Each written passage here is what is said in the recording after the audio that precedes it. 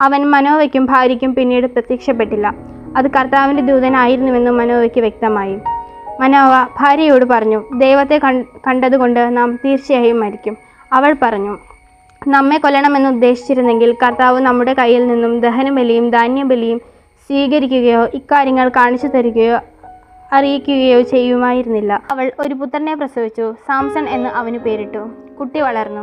കർത്താവ് അവനെ അനുഗ്രഹിച്ചു. ഓറായ്ക്കും എസ്താവോലിനും മധ്യയുള്ള മഹനോദിൽ വെച്ച് കർത്താവിൻ്റെ ആത്മാവ് അവനിൽ പ്രവർത്തിച്ചു തുടങ്ങി. ന്യായാധിപന്മാർ 13-ാം അധ്യായത്തിൽ നിന്നുള്ള ചോദ്യോത്തരങ്ങൾ. 1-ാം ചോദ്യം. ഇസ്രായേൽ ജനം കർത്താവിൻ്റെ മുൻപിൽ വീണ്ടും തിന്മ ചെയ്തപ്പോൾ അവിടുന്ന് എത്ര വർഷത്തേക്കാണ് ഫിലിസ്ത്യരുടെ കൈകളിലേക്ക് ഏൽപ്പിച്ചത്? ഉത്തരം 40 വർഷം. 2-ാം ചോദ്യം. ദേവപുരുഷൻ അടുക്കലേക്ക് വീണ്ടും വരാനായി കർത്താവിനോട് പ്രാർത്ഥിച്ചതാര്? ഉത്തരം മനോവ. 3-ാം ചോദ്യം. ബാലൻ്റെ ജീവിതചര്യം എങ്ങനെയായിരിക്കണം, അവൻ എന്താണ് ചെയ്യേണ്ടത് എന്ന് ദേവദൂതനോട് ചോദിച്ചതാര്? ഉത്തരം മനോവ. 4-ാം ചോദ്യം. നീ പിടിച്ചു നിർത്തിയാലും നീ പാകം ചെയ്ത ഭക്ഷണം ഞാൻ കഴിക്കുകയില്ലെന്ന് മനോവയോട് പറഞ്ഞതാര്? ഉത്തരം കർത്താവിൻ്റെ ദൂതൻ.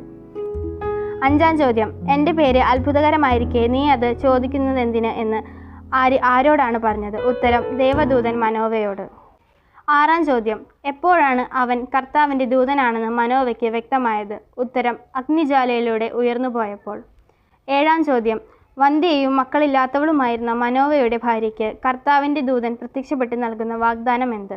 ഉത്തരം ഗർഭം ധരിച്ച് ഒരു പുത്രനെ പ്രസവിക്കുമെന്ന്. 8-ാം ചോദ്യം. മനോവയുടെ ഭാര്യ ജന്മം നൽകുന്ന പുത്രൻ ജനനം മുതൽ ദൈവത്തിന് എങ്ങനെയുള്ളവനായിരിക്കണമെന്നാണ് കർത്താവിൻ്റെ ദൂതൻ വ്യക്തമാക്കുന്നത്? ഉത്തരം നാസീർവ്രതക്കാരൻ. 9-ാം ചോദ്യം. ഫിലിസ്ത്യരുടെ കയ്യിൽ നിന്നും ഇസ്രായേലിനെ വിടുവിക്കാൻ ആരംഭിക്കും എന്ന് കർത്താവിൻ്റെ ദൂതൻ പറഞ്ഞത് ആരെക്കുറിച്ചാണ്?